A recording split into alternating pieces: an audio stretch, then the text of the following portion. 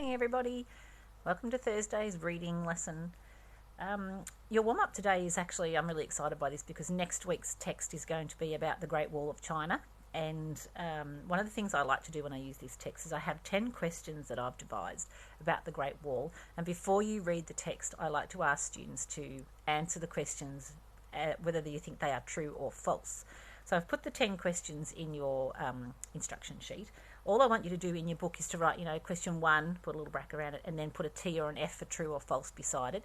You're not expected to get them all right. In fact, if you do get them all right, I'll be very surprised. This is not about getting them all correct. It's about starting you thinking about it, finding out what you already know about it. But also, when you read the text next week, you will be looking for that information. So you'll read it in a much more in-depth way. That's what I've found from students in the past. So for instance, the first question is the Great Wall of China is 6,700 kilometres long. Do you think that's true or false? So really, most people will be making a guess as to whether it's true or false. And then when you read the text next week, you'll find that section. Oh, okay, I was right or I was wrong. So once we do get to that, just go back and give them a tick or a cross, and it doesn't really matter whether you got them right or wrong. It's just focusing in our reading.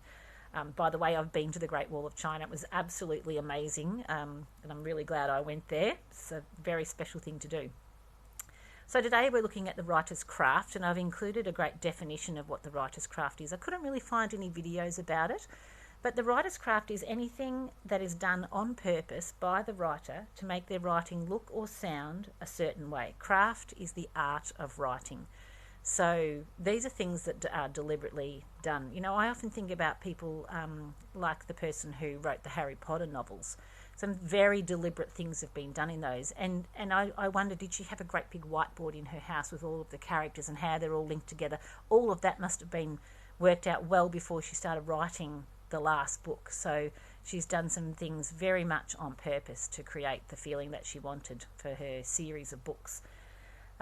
So I've only given you a definition of what writer's craft is. So we're going back to the Animal Olympians text, and I want you to highlight 3 of the features that caught your eye and explain why they're important to you and why you think the author has included them as part of her deliberately putting them in there to help you understand the text.